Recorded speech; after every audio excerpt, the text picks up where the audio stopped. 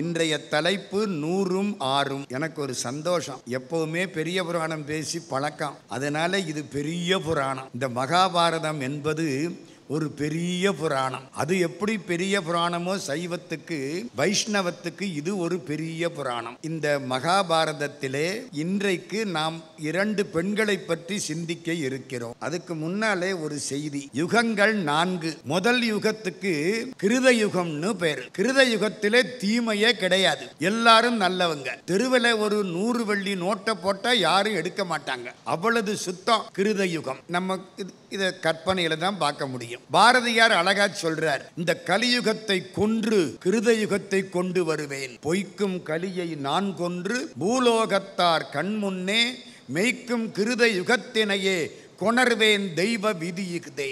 பாரதியார் சொல்றார், முதல் யுகம் கிருத யுகம். கிருதா யுகம் இல்ல, கிருத யுகம். எல்லாம் நல்லவங்க. அதுக்கப்புறம் அடுத்த யுகம் திரேதா யுகம். கொஞ்சம் பேரு கெட்டவங்க, ரொம்ப பேரு நல்லவங்க. அதுதான் ராமாயணம் நடந்த காலம். இலங்கையில உள்ள அரக்கர்கள் பொல்லாதவர்கள், மற்ற எல்லாரும் நல்லவர்கள். அரக்கர் என்றுளர் பலர் அறத்தின் நீங்கினார். இது 2வது யுகம் திரேதா யுகம். இந்த 3வது யுகம் துவாபர யுகம். நல்லவங்க கொஞ்சம் பேரு, பொல்லாதவங்க ரொம்ப பேரு. பாண்டவர்கள் 5 பேரு, கௌரவர்கள் 100 பேரு. அதான் மகாபாரத காலம். என்ன யுகம் அது? துவாபர யுகம். இப்ப நம்ம இருக்கிறது கலியுகம். எல்லாத்தையும் விட மோசம் இது.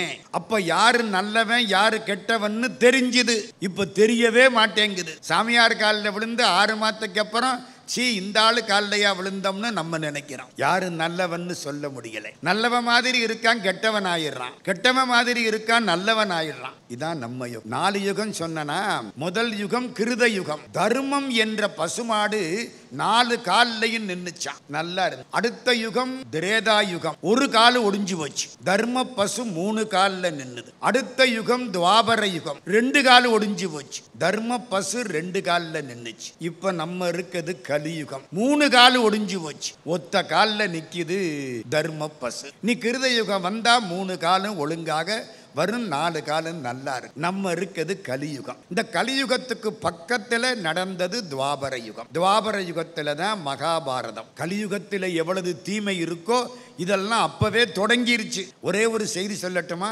மகாபாரதம் எல்லாம் முடிஞ்சது. கடைசி காட்சி, தர்மராஜா ஆட்சி பண்ணிட்டு இருக்கார். 36 வருஷம் ஆட்சி முடிஞ்சு போச்சு. துரியோதனன் இறந்து தர்மராஜா பட்டாபிஷேகத்துக்கு வந்து 36 வருஷம் முடிஞ்சு போச்சு. கலியுகம் பிறக்க போகுது நாளைக்கு. இன்னைக்கோட துவாபர யுகம் முடியுது. கோர்ட்டுக்கு ஒரு கேஸ் வந்து, தர்மராஜா தான் நீதிபதி. கேஸ் என்ன தெரியுமா?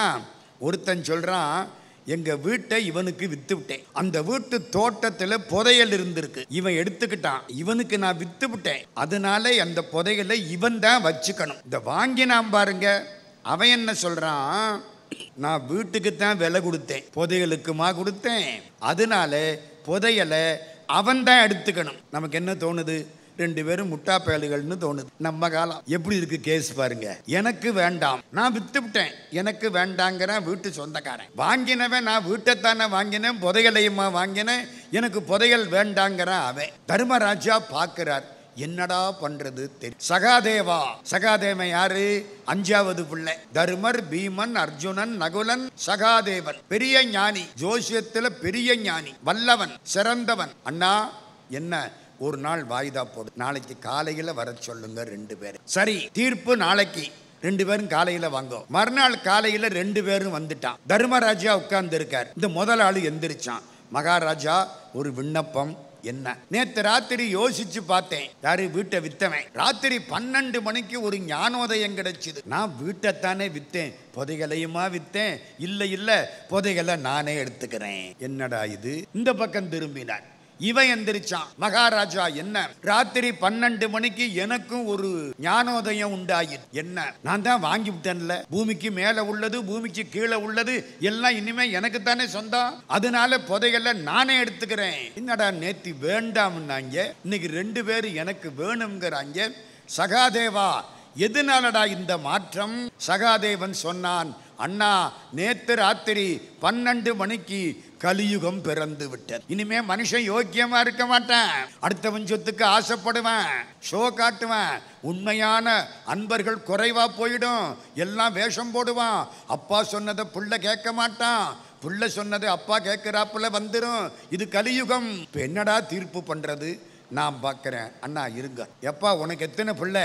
அவன், எனக்கு ஒரே ஒரு பையன், உனக்கு ஒரே ஒரு பொண்ணு. ஒன்று செய்ய, அந்த பையனுக்கு இந்த பொண்ணுக்கும் கல்யாணத்தை பண்ணி வச்சு புதையலை அவங்கள்ட்ட கொடுத்துருங்க போங்க. நமக்கு தீர்ப்பு முக்கியம் இல்லை, கலியுகம் முக்கியம். கலியுகம் பிறந்துட்டா எனக்கு எனக்கும்பானே தவிர அடுத்தவனுக்கு கொடுக்க மாட்டார்கள். இந்த கலியுகத்தினுடைய தொடக்கத்துக்கு ஒரு தொடக்க விழா செய்து வைத்தது முந்தின யுகம் துவாபர யுகம். அதுல தான் மகாபாரதம் தொடங்கிற்று. மகாபாரதம் நடந்தது. மகாபாரதம் முடிஞ்சு கிட்டத்தட்ட 5300 வருஷம் ஆச்சு. ராமாயணம் முடிஞ்சு 7200 வருஷம் ஆச்சு. இதெல்லாம் கணக்கே போட்டு பார்த்துருக்காங்க.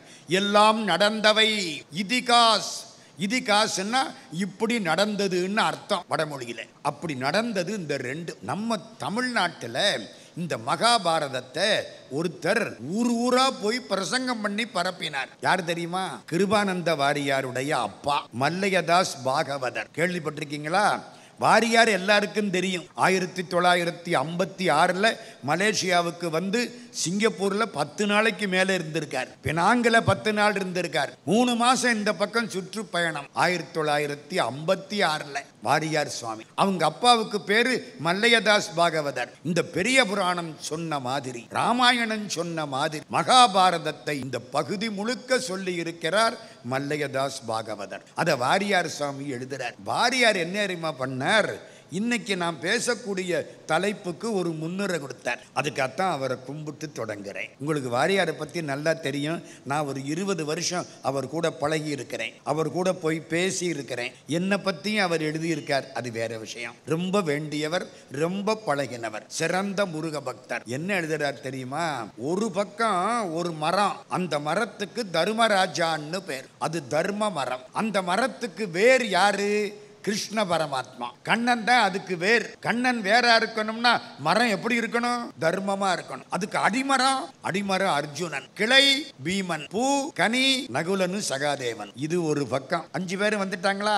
தர்மர், பீமன், அர்ஜுனன், நகுலன், சகாதேவன். இது ஒரு மரம், தர்ம மரம். எதிர்த்தாப்புல இன்னொரு பெரிய மரம், அதர்ம மரம். அநீதி, கோபம், பொறாமை, ஆணவம் எல்லாம் சேர்ந்த மரம். அந்த மரத்துக்கு பேரு துரியோதனன். அந்த மரத்துக்கு வேர் திருதராஷ்டிரன், அவங்க அப்பா. அவனாலதான் இவங்கிட்ட அது பெரிய பெரிய கதை. அவங்க அப்பா கொஞ்சம் யோக்கியமா இருந்திருந்தா ரொம்ப தேவையில்லை. அந்த அடிமரம் யாரு தெரியுமா? அங்கே அடிமரம் அர்ஜுனன், இங்கே அடிமரம் கர்ணன். அங்கே கிளை பீமன், இங்கே கிளை சகுனி. அங்கே பூவும் கனியும் நகுல சகாதேவர்கள், இங்கே துச்சாதனன் ஒரு ஆளு. துச்சாசன யாரு தெரியுமா? துரியோதனனுக்கு தம்பி. அவனை பத்தி பாரதியார் அழகா சொல்றார். இவன் தீமையில் அண்ணனை வென்றவன். தீமை பண்றதுல அண்ணனை ஜெயிச்சவனா அவன். அவ்வளவு பொல்லாதவன். இப்ப 2 மரம் ஆச்சா? அந்த மரத்தை உண்டாக்கி வச்சது குந்தி தேவி, இந்த மரத்தை உண்டாக்கி வச்சது காந்தாரி. குந்தி தேவி அம்மா தாயை போல பிள்ளைனானா, தகப்பனை போல பிள்ளைனானா? தாயை போல தானே பிள்ளை. இன்னைக்கு பேச்சு ரொம்ப முக்கியம். ஏன் தெரியுமா? தாய் மனசுல என்ன சிந்தனை இருக்கோ பிறக்கிற பிள்ளை அதுக்கு தகுந்தாப்புல தான் பிறக்கும். குழந்தை வயிற்றுல இருக்கிற பொழுது நல்ல சிந்தனைகள் இருக்க வேண்டும். நல்ல இடத்துக்கு கூட்டிக்கிட்டு போகணும், கோயிலுக்கு கூட்டிக்கிட்டு போகணும், இயற்கை காட்சிகளை காண்பிக்கணும். அந்த பொண்ணை வருத்தப்படாம வச்சிருக்கணும். அவ தூங்குற பொழுது கூட வேகமா தட்டி எழுப்பக்கூடாது, மெதுவாக எழுப்பவே. இப்படி எல்லாம் பண்ணனா அந்த பிள்ளைக்கு நல்ல பிள்ளையா போற. நம்ம மனசு தானே காரணம். அது என்ன சார்? குந்திதே 2 பேரும் ஒரே வம்சம், குரு வம்சம். இந்த பலாமரம், ஒரு பலாமரத்தில் உள்ள காயெல்லாம் ஒரே மாதிரி தானே இருக்கு. மாமரம் ஒரே மரத்து காய் ஒரு மாதிரி தானே இருக்கு. ஒரு வம்சத்து ஆளுகை இப்படி கெட்டு போயிட்டானே. என்னங்க, ஒரு தாய் வைத்து பிள்ளை, அண்ணன் ஒரு மாதிரி, தம்பி ஒரு மாதிரி மாறி போறானே. அப்ப என்ன அர்த்தம்? இதுக்கெல்லாம் என்னமோ ஒரு காரணம். என்ன காரணம்? அன்னை வயிற்றில் இருக்கும் பொழுது எந்த சிந்தனை அதிகமாயிருந்ததோ அதை பொறுத்து அந்த பிள்ளைகள் வாழ்க்கை அமையும். ரொம்ப முக்கியம் இல்லையா நம்ம வாழ்க்கைக்கு? கல்யாணமானா என்ன சொல்லணும்? தேவம் பொண்டாட்டியை பத்திரமா பார்த்துக்கடா, அப்ப தாண்டா பிறக்கிற பிள்ளை நல்ல பிள்ளையா பிறக்கும். பார்த்துக்கணுமா இல்லையா? அமைதியா வச்சுக்கோ, கஷ்டப்படுத்தக்கூடாது. அதுதான் இன்னைக்கு கதை. முதல்ல குந்தி தேவிட்ட போறோம். ஆனா ஒண்ணு நினைப்புல வச்சுங்க, கிருஷ்ண பரமாத்மா அவதாரம் பண்ணது எதுக்கு? பூபாரம் தீர வேண்டும். இங்கே அந்த காலத்துல கோடி பேர் இருந்தாங்களாம். இந்தியா முழுக்க 1 கோடி பேர், அதுவே பெருசு அந்த காலத்துல. இதுல கிட்டத்தட்ட பாதி அழிஞ்சு போச்சு சண்டையின். கிட்டத்தட்ட 39,36,600 பேர்ல 10 பேர் மிச்சம், பாக்கி எல்லாம் முடிஞ்சு போச்சு. இது மனுஷன் மட்டும். இதுல இறந்த குதிரை, யானை அதெல்லாம் கணக்கே கிடையாது. பூபாரம் தீர்க்க வேண்டும். பூபாரம் தீர்ப்பதற்கு காரணமாயிருந்தவர்கள் 4 பேர்: துரியோதனன், துச்சாதனன், சகுனி, கர்ணன். துஷ்ட சதுஷ்டர்கள். துஷ்டர்கள்ல 4 பேர். இந்த 4 பேர் இருந்தா உலகம் அழிகிறதுக்கு அந்த காலத்துல இவ்வளவு பேர் அழிகிறதுக்கு காரணம். அவங்களுக்கு பின்னாலே இருந்தது காந்தாரி, இவங்களுக்கு பின்னாலே இருந்தது 2 பேரை இன்னைக்கு நம்ம ஆவதும் பெண்ணாலே அழிவதும் பெண்ணாலே சொல்லிவிட்டான்ல. ஆவது அந்த பொண்ணாலே, அழிவது இந்த பொண்ணாலே. அவ்வளவுதான் தலைப்பு. இன்னைக்கு முதல்ல குந்தி தேவிட்ட போறோம். யது வம்சம். யது வம்சம் கிருஷ்ண பரமாத்மா பிறந்த வம்சம். யதுகுலம் யாதவ பெருமக்கள். இடையர். இடையர்னா என்ன அர்த்தம்? நேத்திக்கு சொன்னேன். தேவர்களுக்கும் மனிதர்களுக்கும் இடையிலே இருந்து மனிதர்களை தேவ நிலைக்கு உயர்த்துபவர்கள் இடையர்கள். இன் பிட்வீன் தி டூ இடையர்கள், மிடில், அப்படி அர்த்தம். கிருஷ்ண பரமாத்மா அவதாரம் பண்ணது யதுகுலம். யதுகுலத்திலே சூரசேனன்னு ஒரு மகாராஜா. சூரசேன ராஜாவுக்கு மாரிஷைன்னு ஒரு மனை. 10 ஆண் குழந்தை, 5 பெண் குழந்தை, 15 பிள்ளை. அதெல்லாம் சர்வ சாதாரண அந்த காலத்தில். அந்த காலத்தில் வீடு நிறைஞ்சு இருந்துச்சு, மனசும் நிறைஞ்சு இருந்துச்சு. நான் வேற ஒன்றும் சொல்லப்படாது. அந்த காலம் 15 பிள்ளை, 10 ஆண் குழந்தை, 5 பெண் குழந்தை. இந்த 5 பெண் குழந்தைகள மூத்த பெண்ணு பிருதை. இந்த ராஜா என்ன பண்ணனா, அவனுடைய அத்தை மகன் குந்தி போஜன், அத்தை மகனுக்கு பிள்ளை இல்லை, பொண்ணும் இல்லை.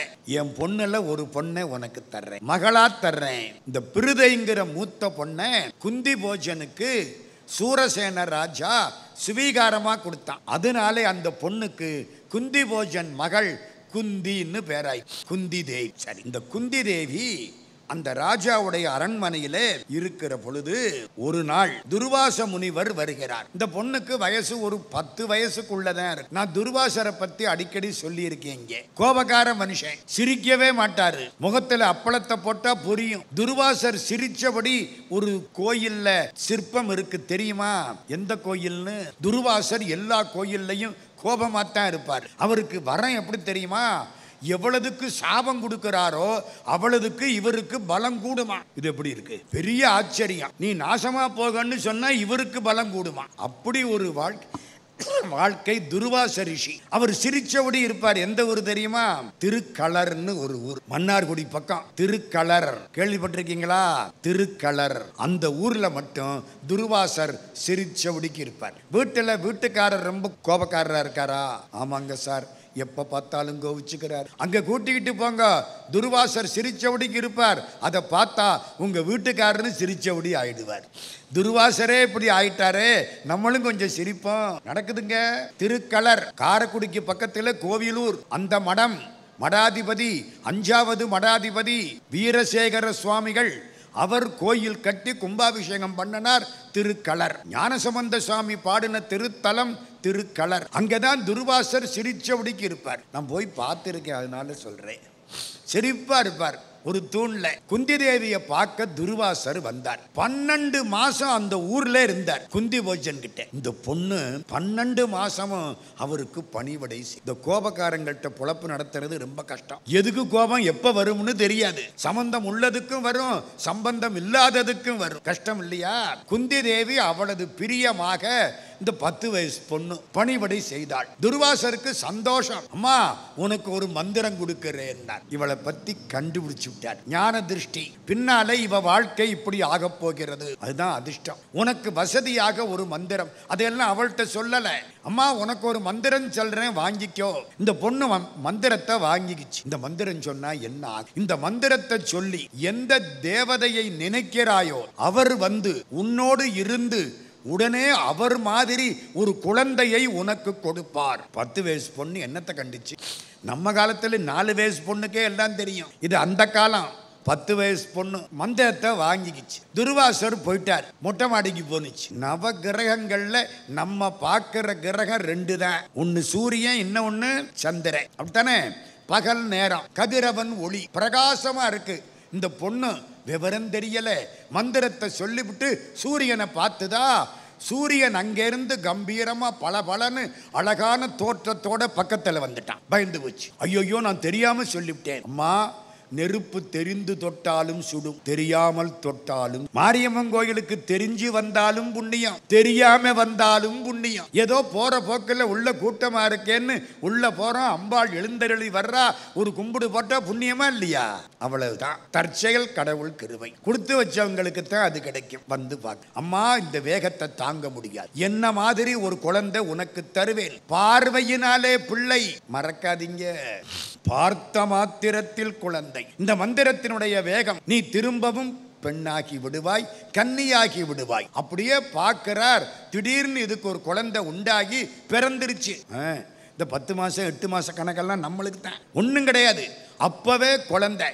ரிஷி பிண்டம் ராத் தங்காதும்பா. கேட்டுங்க. அப்படியே அழகான கவசம், குண்டலம். குண்டலம் எங்கே இருக்கும்? காதுல. குண்டலம்னா தெரியுமா? தொங்கணும். பெண்ணுக்கு போடுறது தோடு. அதுக்கு ஏன் தோடுன்னு பேர் வச்சான்னு தெரியுமா? தொட்டுக்கிட்டு இருக்கிறதுனால தோடு. படுவது பாடு, கெடுவது கேடு, நடுவது நாடு, விடுவது வீடு, தொடுவது தோடு தான் தமிழ். அப்படி தொட்டுக்கிட்டு இருந்தா தோடு, தொங்கினா தொங்கட்டான். ஆண் போட்டா குண்டலம். கவசம் குண்டலத்தோட பெற அழகான குழந்தை. பார்க்கிறா, பயமா இருக்கு, எனக்கு இன்னும் கல்யாணம் ஆகல, 10 வயசு, ஊர்ல என்னமாவது சொல்லுவான். வேண்டாம், ஒரு பெட்டி எடுத்தா, அந்த குழந்தைக்கு ஒரு முத்தம் கொடுத்தா, படுக்க வச்சா, இவளுடைய சேலையை எடுத்து சுத்துனா, ஆத்துல விட்டுட்டான். கடவுள் காப்பார். அந்த குழந்தை ஆத்துல அசைஞ்சு அசைஞ்சு அசைஞ்சு அந்த ஊர் தேரோட்டி, அந்த தேரோட்டி கிட்ட போய் சேர்ந்தது. அந்த தேரோட்டியினுடைய மனைவி ராதை. 2 பேரும் இந்த குழந்தைய பார்த்தாங்க. கடவுள் நமக்கு ஒரு குழந்தைய கொடுத்திருக்கிறார், வசுசேனன் பேர் வச்சாங்க. அசரீரி வாக்கு சொல்லிட்டு காதில் குண்டலமுடையவன் கர்ணன் சொன்னிச்சு. எங்கேயோ யாரோ பேசுறாப்புல இருக்கு. கர்ணன் பேர் வச்சாங்க. கர்ணனை பத்தி நம்ம 2 நாளைக்கு அப்புறம் பேச போறோம். அப்போ அந்த கதை கிட்ட நான் போறேன். குந்தி தேவி திரும்பவும் கன்னி பெண்ணாகி விட்டாள். குழந்தை வயிற்றில் இருந்ததுன்னு தெரியாது, பிறந்ததுன்னு தெரியாது. ஆனா நிகழ்ச்சி இவளுக்கு கொஞ்ச நாளாச்சு, இன்னும் கொஞ்ச நாளாச்சு. பாண்டு ராஜாவுடைய கல்யாணம் வருது. குந்தி தேவிக்கு சுயம்பரம் வச்சான் ராஜா. அந்த காலத்து பழக்கம் அப்படித்தான். சுயம்பரம் வச்சு எல்லா ராஜாக்களையும் கூப்பிடுவாங்க. இந்த பொண்ணு யாரு மேல பிரியம் இருக்கோ அந்த அவருக்கு தாலி கட்டலாம், கட்டிக்கலாம். அதான் பழக்கம். வந்தா பாண்டு ராஜா வந்திருக்கிறான். பாண்டு ராஜா யாரு?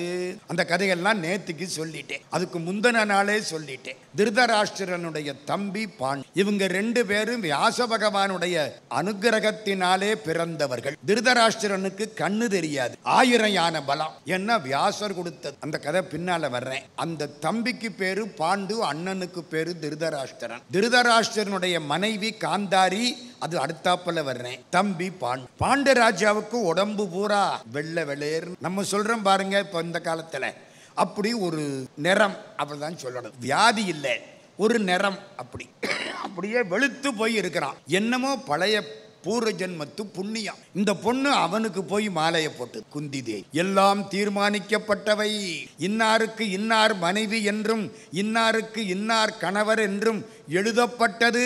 திருமணங்கள் சொர்க்கத்தில் நிச்சயிக்கப்படுகின்றன, இன்றைக்குத்தான் ரொக்கத்தில் நிச்சயிக்கப்படுகின்றன.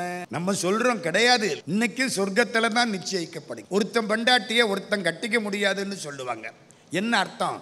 அவளுக்குன்னு விதிக்கப்பட்டது அவனாயிருந்தால் அவன்தான் அவள் கழுத்தில் தாலி கட்டுவான், மத்தவன் மாற்ற முடியாது. போனா பார்த்தா தாலி கட்டிட்டான். பாண்டு ராஜா. பாண்டு ராஜாவுடைய மனைவி குந்தி தேவி. இன்னொரு மாத்திரி, சல்லியனுடைய சகோதரி. மாத்திரி தேசம், மாத்திரின்னு பேரு. அவளையும் கல்யாணம் பண்ணிக்கிட்டான் பாண்டு ராஜா. அந்த காலத்துல ராஜ்யத்தை காப்பாற்றுவதற்காக மன்னர்கள் பல மனம் செய்து கொள்ளலாம். அக்பர் சக்கரவர்த்தி ராஜஸ்தான்ல உள்ள இந்து பெண்கள் 12 பேரை கல்யாணம் பண்ணிக்கிட்டான், முஸ்லிம். அதனாலே இந்த ராஜஸ்தானத்துக்கு அவனுக்கும் பகை இல்லாமல் போயிற்று. இதெல்லாம் ஒரு கெட்டிக்காரத்தனம் அந்த காலத்துல. மாதிரி குந்தி 2 பேர். பாண்டு ராஜா வீராதி வீரன், அவன் தான் இப்போ சக்கரவர்த்தி. ஏன்னா அண்ணன் திருதராஷ்டிரனுக்கு கண்ணு தெரியாது. அப்படி கண்ணு தெரியலைங்கிறதுனால தம்பிக்குத்தான் ராஜ்யம். இனிமே தம்பி பிள்ளைகளுக்குத்தான் ராஜ்யம். இது அந்த காலத்து மரம். இப்ப பாண்டுவுக்கும் குந்திக்கும் கல்யாணம் ஆச்சு, மாதிரிக்கும் கல்யாணம் ஆச்சு. 2 பேரோடையும் சந்தோஷமா இருக்கிறான். ஒரு நாள் காட்டுக்கு போறான். காட்டில 2 மான்கள் இணைந்து இருக்கின்றன. இணைந்து இருந்தா அதை வாழ்த்திட்டு விட்டுறணும். இவன் மகாராஜா, கொஞ்சம் திமிரு, அதான் வினை ஆணவம். 2 மானையும் பார்த்தான். ஆண்மான் மேல அம்பு விட்டான். ஆண் மான் அப்படியே விழுந்தது. ஒரு முனிவராக மாறிற்று. அட பாவி, நான் திந்தம முனிவன், நான் திந்தம முனிவன், நானும் என் மனைவியும் மானாக சேர்ந்திருந்தோம். பாவி, நீ அம்பு விட்டு கொன்று விட்டாய். உன் மனைவியோடு நீ எப்பொழுது சேருவாயோ அப்பொழுது நீயும் இறந்து போவாய். போச்சு, குழந்தை இல்லை. விழுந்தான், முனிவன் இறந்து போயிட்டான். இன்னொரு மான் மனைவி, அதுவும் இறந்து போச்சு. பாண்டராஜாவுக்கு எல்லாம் வெறுத்து காட்டிலே இருக்க ஆரம்பிச்சான். நாட்டுக்கு போகல. பீஷ்மாச்சாரியார் நாட்டை பார்த்துக்கிறார். பாட்டனார் காட்டிலே திரிகிறான். 2 மனைவி. வாழ்க்கை வெறுத்து போச்சு. தொடக்கூடாது.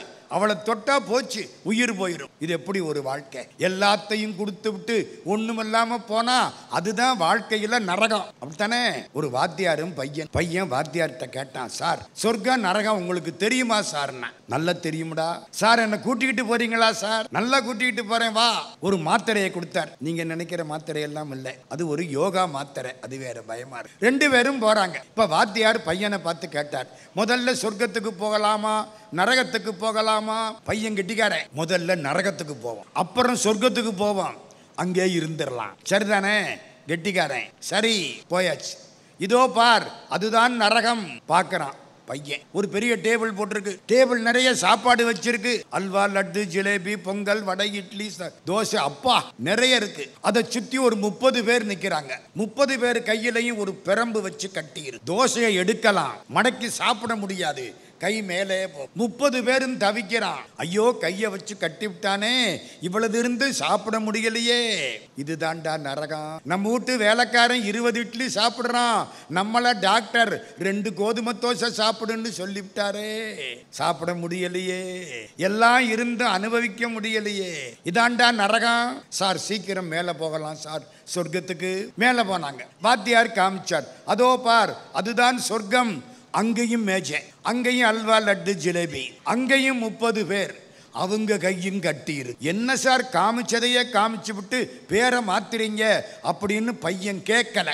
ஏன்னா அவன் வாத்தியாரை நம்பின பையன். வாத்தியாரு நம்பிக்கைக்கு உரியவராய் இருந்த காலம். இப்ப எல்லாம் சொல்ல வேண்டும். வாத்தியாரு நம்பிக்கைக்கு உரியவராய் இருந்த காலம். பார்த்துக்கிட்டே இருக்கான். இந்த ஆளு முன்னால இருக்கவன் அல்வாவை எடுத்தான், எய்தாப்பில் இருக்கவனுக்கு ஊட்டி விட்டான். அவன் எடுத்து இவனுக்கு ஊட்டி விட்டா, 2 பேரும் சாப்பிட்டு விட்டான். இதாண்டா சொர்க்கம். எப்பொழுது நீ அடுத்தவனுக்கு ஊட்டி விடுகிறாயோ நீயும் உண்பிக்கப்படுகிறாய். சார், இந்த சொர்க்கத்தை நம்ம சிங்கப்பூர்ல பார்த்துடலாமே, இதுக்கு எதுக்கு இவ்வளவு தூரம் வந்தா? புரியுதா? எல்லாம் இருந்தும் சாப்பிட முடியலன்னா அதுக்கு பேரு நரகம். அடுத்தவனுக்கு கொடுத்து நாமும் உண்டால் அதுக்கு பேரு சொர்க்கம். இங்கே அமரர் சங்கம் தோன்றும். பாரத். 2 மனைவி. பாண்டு வருத்தம் தாங்கல, கண்ணீர் விட்டு அழுதான். குந்தி தேவி மெதுவா பக்கத்துல வந்தா. ஒரே ஒரு செய்தி. என்ன? துர்வாச முனிவர் எனக்கு ஒரு மந்திரம் சொல்லி கொடுத்தார். இப்பதான் சொல்றா இந்த மந்திரம். இத சொல்லி தேவர்களை அழைத்தால் அவர்கள் வந்து குழந்தையை தருவார்கள். நீங்களோ வம்சத்துக்கு பிள்ளை இல்லைன்னு அழுது கொண்டிருக்கிறீர்கள். திருதராஷ்டிரனுக்கும் பிள்ளை இல்லை, பாண்டுவுக்கும் பிள்ளை இல்லை, பெரிய வம்சம். பிள்ளை இல்லைன்னு அடுத்த ஆளு வந்து ராஜா சண்டை போட்டு அடிச்சுட்டு போயிடுவான். ராஜவம்சத்துக்கு பிள்ளை வேணும். அதனாலே இந்த மந்திரத்தை பயன்படுத்தலாம். நல்ல காரியம் பண்ணினேன், பயன்படுத்த. தர்ம தேவதையை நினை. தர்ம தேவதை தான் நமக்கு முக்கியமானவன். அம்மா, நீ தர்ம தேவதையை நினைத்து இந்த மந்திரத்தை சொல். குந்தி தேவி முழு மனசோடு தர்ம தேவதையை நினைத்தாள். அறக்கடவுள் இந்த சிவபெருமான் ரிஷப வாகனத்தில் வருவார். பார்த்திருக்கீங்களா? ரிஷப வாகனம் தான் அறக்கடவுள். அறம், தர்மம். காளமாடு, தோடுடைய செவியன், விடையேர். விடைதான் ரிஷபம், அதுதான் அறக்கடவுள் தர்ம தேவதை. தர்ம தேவதையை நினைத்தாள். தர்மராஜா வந்தார், காட்சி கொடுத்தார். ஒரு குழந்தை பிறந்தது, தருமன்னு பேர். அடுத்து கொஞ்ச காலம் ஆச்சு, 1 வருஷம் கழிச்சு வாயு பகவானை நினைத்தாள். வேகமான ஓட்டம். வாயு பகவான் வந்தார், பீமன் பிறந்தான். அதுக்கப்புறம் தேவேந்திரனை நினைத்தாள். தேவேந்திரன் வந்தான். எல்லாம் பார்வையினாலே குழந்தை. அவள் எந்த தூய்மையையும் இழக்கவில்லை, மறந்துடாதீங்க. இந்திரன் பிள்ளை அர்ஜுனன் பிறந்தான், தனஞ்சயன். குந்தி தேவி அப்படி திரும்பினாள். இந்த மாதிரின்னு இன்னொரு பொண்ணு இருக்கு, இவளுக்கே பிள்ளை பிறந்துகிட்டு இருந்தா அவளுக்கு எப்படி இருக்கும்? இங்க 3 பிள்ளை ஆயிடுச்சு. அவளுக்கு ஒரு குழந்தை வேணும். அவள்கிட்ட போனா, உனக்கு நான் அந்த மந்திரத்தை, நீ 2 குழந்தைகள். மந்திரத்தை சொன்னா. அஸ்வினி தேவர்களை நினைத்தாள். 2 பிள்ளை பிறந்தது, நகுலன், சகாதேவன். 5 பிள்ளை ஆச்சு. நான் குந்தி தேவி கதையை முதல்ல முடிச்சுக்கிறேன், அப்புறம் காந்தாரிட்ட போவோம். நம்ம 2 பேரை இன்னைக்கு பார்க்க இருக்கிறோம். இப்போ குந்தி தேவிக்கு எத்தனை பிள்ளை ஆயிடுச்சு? 5 பிள்ளை.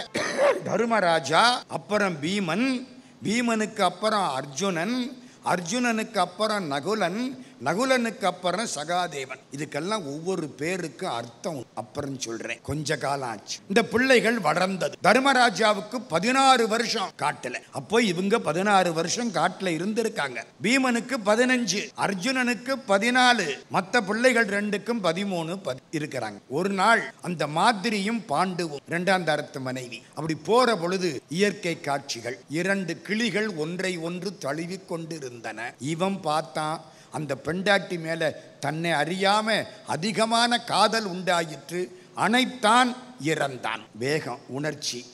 உணர்ச்சிங்கிறது நெருப்பு, வாழ்க்கைங்கிறது திரி, அறிவுங்கிறது எண்ணெய். அறிவுங்கிற எண்ணெயை ஒழுங்கா ஊத்தினாத்தான் வாழ்க்கை திரிய, உணர்ச்சி நெருப்பு, பாதுகாப்பாக எரியவை. எண்ணெய் ஊத்தலன்னா திரி என்னத்துக்காக? அப்படியே எரிஞ்சு வேகத்தினாலே முடிந்தது. மாதிரி பார்த்தாள், ஐயோ இதுக்கு நான் தானே காரணம், என் மேல் கொண்ட ஆசையினால் அல்லவா இவர் இறந்து விட்டார். விழுந்து அவளும் இறந்து போனான். குந்தி தேவிக்கு மனசு எப்படி இருக்கு? 5 பிள்ளைகளையும் அழைத்து கொண்டாள். அஸ்தினாபுரத்துக்கு வந்தாள். அப்போ தர்மராஜாவுக்கு வயசு 16, மற்ற பிள்ளைகளுக்கெல்லாம் ஒவ்வொரு வருஷம் கம்மி. அஸ்தினாபுரத்துக்கு வந்தாள். இங்கே வாழ்கிறாள். குந்தியை மட்டும் நான் சொல்லிட்டு போறேன், கதை முழுக்க நான் சொல்ல முடியாது. இது குந்தியினுடைய வாழ்க்கையில் முதல் பகுதி. கொஞ்ச காலம் ஆச்சு.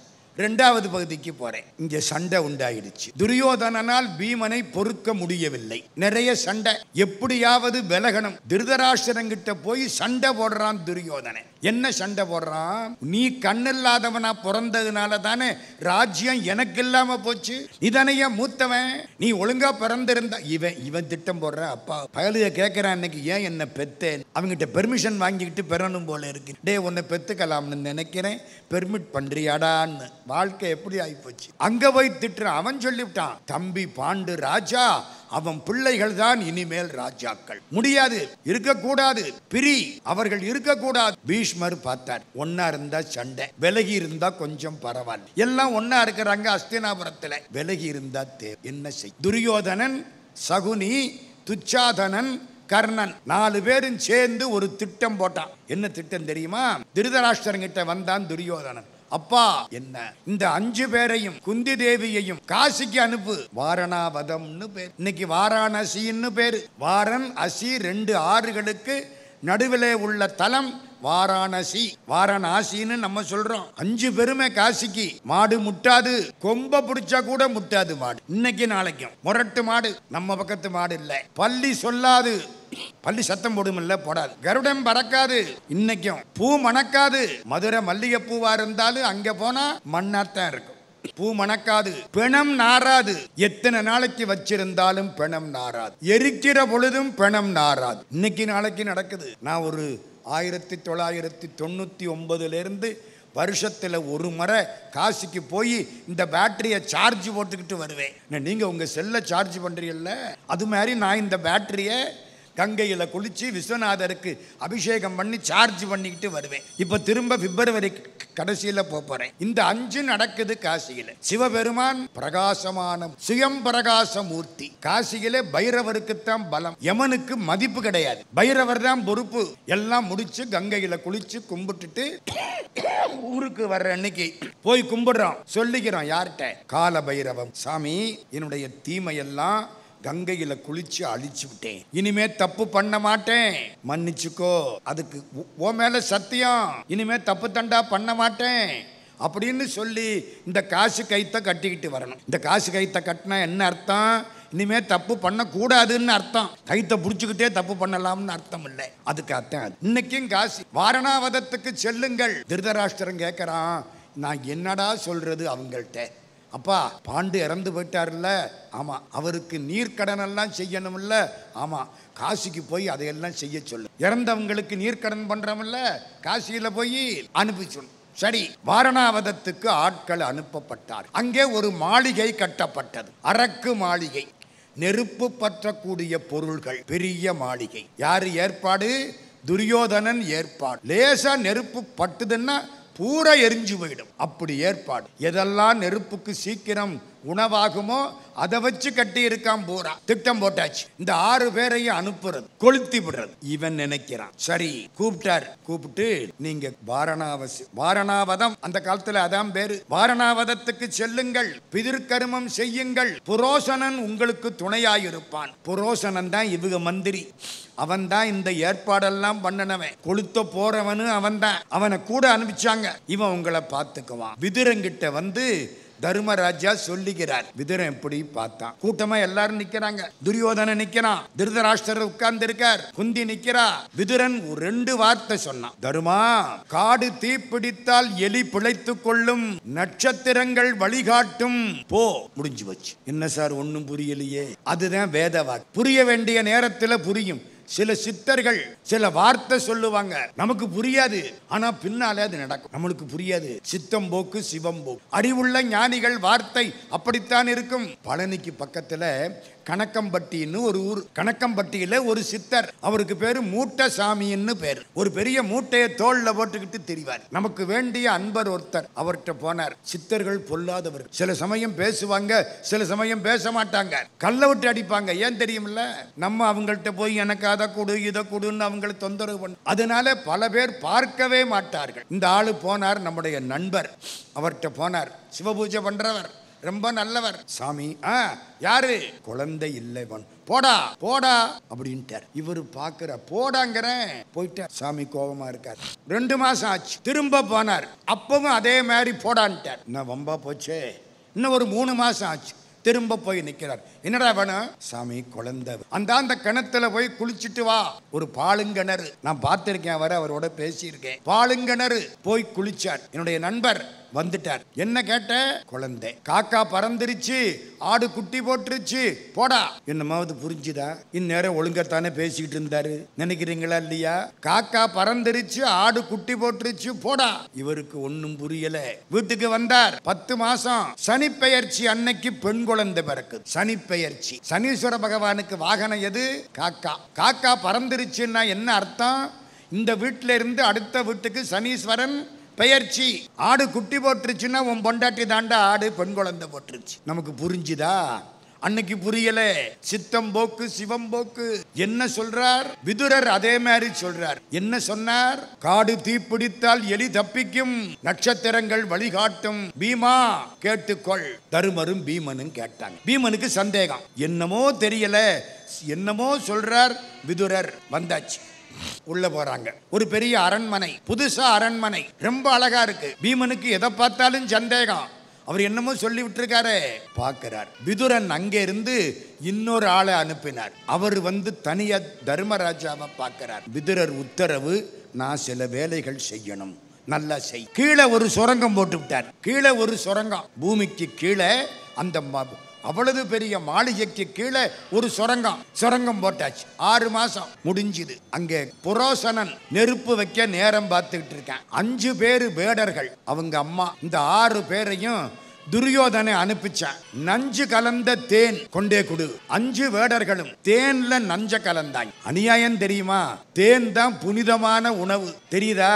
திருவாசகத்துக்கு தேன்னு பேரு. தொல்லை இரும்பிறவி சூழும் தலை நீக்கி அல்லலறு தானந்தம் ஆக்கியதே எல்லை மறுவா நெறியளிக்கும் வாதவூர் எம்கோன் திருவாசகம் என்னும் தேன். தேன் தான் சுத்தமா இருக்கும், கெட்டு போகாது. தேன்ல போட்டதையும் கெடுக்காது. அதுல நஞ்ச கலந்தான். 5 வேடர்கள் அவங்க அம்மா. ராத்திரி வந்தாங்க. பாண்டவர்களுக்கு இதை கொடுக்கணும்னு பேச்சு. ராத்திரி எல்லாரும் படுத்துட்டாங்க. நாளைக்கு காலையில கொடுப்போம். 5 வேடர்கள், அவங்க அம்மா, புரோசனன் எல்லாம் இங்க படுத்திருக்காங்க. பாண்டவர்கள் 5 பேர், குந்தி எல்லாம் உள்ள படுத்திருக்காங்க. ராத்திரி பீமன் எழுந்தான். அம்மாவை தோல்ல தூக்கிக்கிட்டான். எல்லாரையும் எழுப்பினான். சுரங்க பாதை உள்ள, அது வழியா இறங்கினான். கீழே வந்தான். காட்டுக்கு வந்துட்டான். வெளியில இவனே நெருப்ப வச்சு விட்டுட்டான். விதுரன் என்ன சொன்னான்? காடு தீப்பிடித்தால் எலி பிழைக்கும். எலி எப்படி பிழைக்கும்?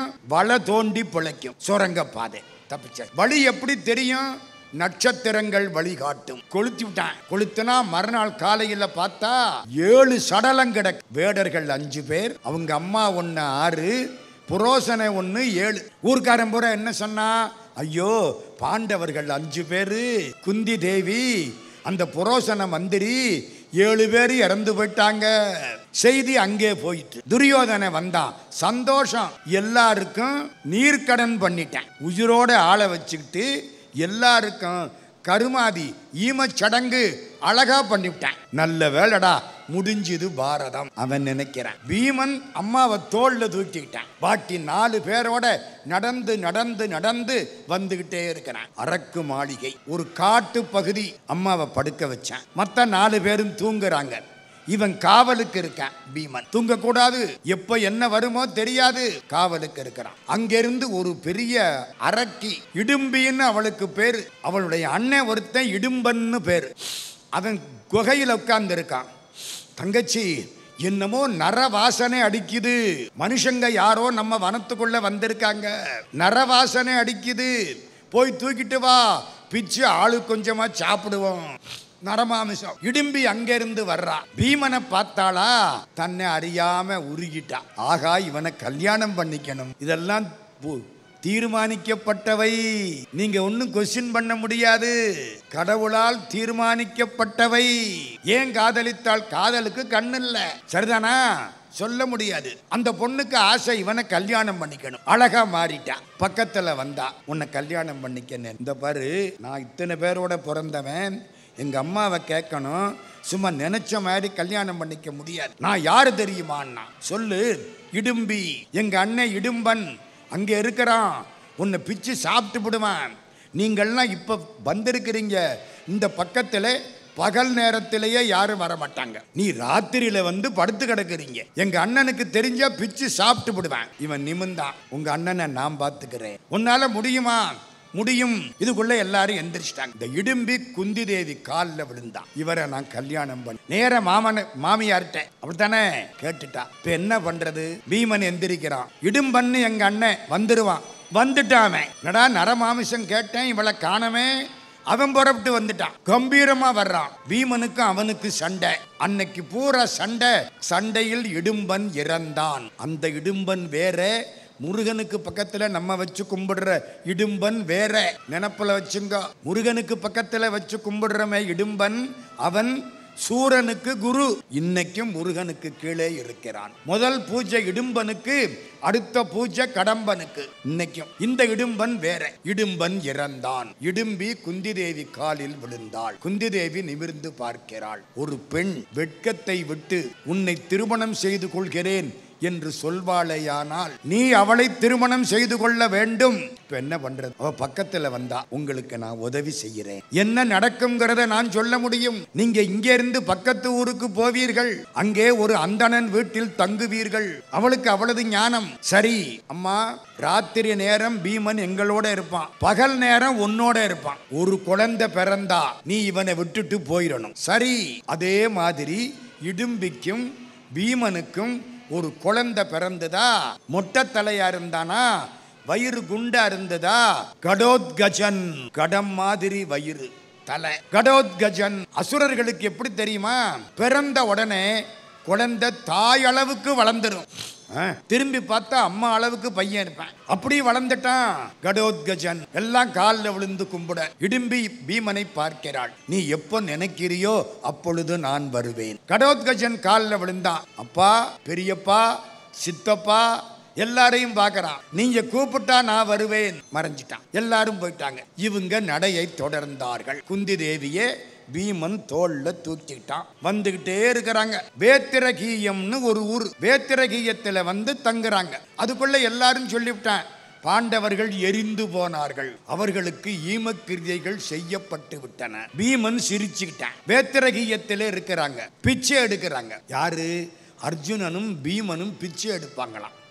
பீமன் வயிற்ற காட்டுவானா, அம்மா இந்த வயிற்றுக்கு சோறு வேணுமா, நிறைய போடுவாங்களாம். கொண்டுகிட்டு வருவானா, குந்திட்ட கொடுப்பானா. குந்தி என்ன செய்வா தெரியுமா?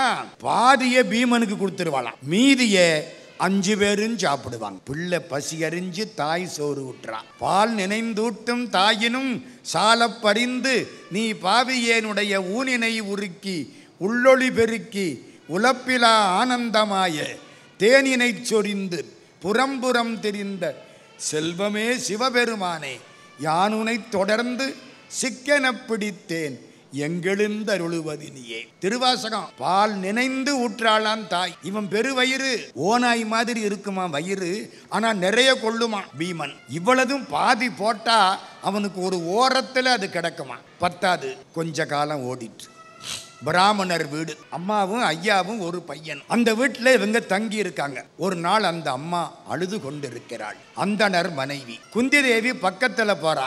ஏம்மா அழுதுகிட்டு இருக்கே? அதை ஏன் கேட்குறீங்க? 13 வருஷமா இந்த ஊர்ல ஒரு அநியாயம் நடக்குது. என்னம்மா சொல்ற? பக்கத்துல பகன்னு ஒரு ராட்சசன் இருக்கான். ஊருக்குள்ள புகுந்து எல்லாரையும் அடிச்சு கொன்னுட்டு போயிடுறான். இதுக்காக ஊர்க்காரங்களும் அவனும் ஒரு ஒப்பந்தம் பண்ணாங்க. தினம் ஒரு வீட்டில இருந்து ஒரு வண்டி நிறைய சோறு, 2 காளமாடு, ஒரு மனுஷன், இவ்வளவும் உனக்கு தீனியா கொடுக்கறோம், நீ மற்றவங்களை விட்டுரு. பகனுக்கும் கிராமத்துக்கும் ஒப்பந்தம். இந்த இங்க 360 400 வீடு இருக்கு. ஒரு வீட்டுல இருந்து ஒரு ஆள் போகணும். இன்னைக்கு எங்க வீட்டு முறை. எங்க வீட்டுல நானும் இவரு இருக்கோம், இந்த பையன் இருக்கான். நாங்க யாரு போறது? அவருக்கு வயசாயிடுச்சு, எனக்கும் வயசாயிடுச்சு. இந்த ஒத்த பிள்ளை இவங்க அக்காவை கல்யாணம் பண்ணி கொடுத்து விட்டோம். இந்த பையன்தான் போகணும். இவன் இன்னைக்கு பகனுக்கு இரையாக வேண்டும். நாளைக்கு இந்த பிள்ளை இருக்க மாட்டான். எல்லாருக்கும் எப்ப சாவான்னு தெரியாது.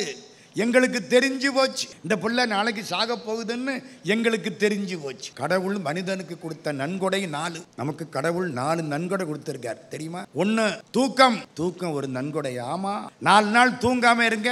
அப்பா ஒன்னும் புரியாது. எல்லாம் 2 தெரியும். பஸ்ல சில பேர் பக்கத்துல வந்து உட்காருவான், அப்படியே சாய்வான். 249 கிலோ. நம்ம எங்க தாங்கிறது? சாயிரானா இல்லையா? தூக்கத்துல ஒன்னும் புரியாது. தூக்கம் கடவுள் கொடுத்த நன்கொடை. 2வது மறதி. சார் மறதி ஒரு நன்கொடை. ஆமா, எனக்கு 76 வருஷம் முடிஞ்சு போச்சு. இது வரைக்கும் நான் என்ன பண்ணனேன்னு எல்லாம் ஞாபகத்துல இருந்தால் நிச்சயமா சிங்கப்பூர்ல வந்து பேசிக்கிட்டு இருக்க மாட்டேன். பஸ் ஸ்டாண்ட்ல சட்டையை கிழிச்சுக்கிட்டு நிப்பேன். சரிதானே? எல்லாம் ஞாபகத்துல இருந்தா மாமியார் மருமகளை திட்டுனது, மருமக மாமியாரை திட்டுனது எல்லாம் நினைப்புல இருந்தா ஒருத்த முகத்துல ஒருத்தர் முழிச்சுக்க முடியாது. மறக்கணுமா இல்லையா? தூக்கம், மறதி. 3வது என்ன? இத்தனாம் தேதி இறந்து போவேன்னு கடவுள் சொல்லாம விட்டது. அவனுக்கு கையில டேட் ஆஃப் டெத் எழுதி இருந்தா என்ன? யோசிங்க. டிஓடி. ரொம்ப பேர் பார்த்தே செத்து போவேன். எந்த பேங்க்லையும் ஓவர் டிராஃப்ட் தர மாட்டாங்க. பேங்க் ஏஜென்ட் சார் உங்களுக்கு நாளைக்கு இல்ல போட்டிருக்குமா, இவன் அவர் கைய பார்த்து விட்டு உங்களுக்கு இன்னைக்கு இல்ல போட்டிருக்குமா. ஆம்பாரு கதை முடிஞ்சிடும். கடவுள் கொடுத்த நன்கொடை எத்தனை சொன்னேன்? 3 தான் சொல்லியிருக்கேன். தூக்கம், மறதி, இறக்கிற தேதியை சொல்லாம விட்டது. 4வது தான் பெரிய நன்கொடை. அடுத்தவன் மனசுல என்ன இருக்குங்கிறத நமக்கு தெரியாம வச்சது. உங்களை பத்தி நான் என்ன உண்மையா நினைக்கிறேன் அப்படின்னு என் மனசுல இருக்குது உங்களுக்கு தெரியுமா? தெரிஞ்சா ரொம்ப பேர் உத வாங்கிடுவோம். சரிதானே? வீட்டுல டிவி பார்த்துக்கிட்டு இருக்கேன். ஒரு ஆளு வர்றாரு. கடங்காரன் வந்துட்டான்டா, போமாட்டான்டா. 1.5 மணி நேரம் உட்கார்ந்து இருப்பேன். ராத்திரி சாப்பிட்டு தான் போவேன். இந்த டிராமா போன வாரமே விட்டு போச்சு, இந்த வாரமும் விட்டு போச்சு, கண்டினியூவேஷன் போச்சு. கடங்காரன் வந்துட்டானே. போய் கதவை திறக்கிறேன். வர்றார். சார் வாங்கோ, உங்களை இப்பத்தான் நினைச்சேன், நீங்க வந்தா கடவுளே வந்தாப்பல. நான் நினைச்சது மட்டும் அவனுக்கு தெரிஞ்சிருந்தா அவன் காலில் கிடக்கிறது என் கன்னத்துக்கு வந்துரு. கடவுள் மறைச்சு விட்டார்ல. மொத்தம் 4 நன்கொடை. அந்த பிராமண பொண்ணு சொல்றா, என் புள்ள நாளைக்கு இறந்து போயிரும், அநியாயமா இவன்ட்ட போயிரும். குந்தி பாக்குறா. கவலைப்படாதே, என் புள்ள 5 புள்ள இருக்கு, ஒரு புள்ளைய நான் அனுப்புறேன். எவ்வளவு சொல்லுவளா? அதுக்காகத்தான் குந்தியில அதை கொண்டாட. இன்னைக்கு என் பிள்ள, ஐயோ அம்மா தாயே, நீ விருந்து வந்தவ, எங்க வீட்டுல சாப்பாடு இருக்கோ இல்லையோ எங்க வீட்டுல உட்கார்ந்து இருக்கவ விருந்தாளி மாதிரி. உன்னை நான் உன் பிள்ளைய கொல்றதுக்கு நான் ஏற்பாடு பண்ணலாம் மாட்டேன். என் பிள்ளைய அனுப்புறேன். இது தலையெழுத்து, விதிக்கப்பட்டது.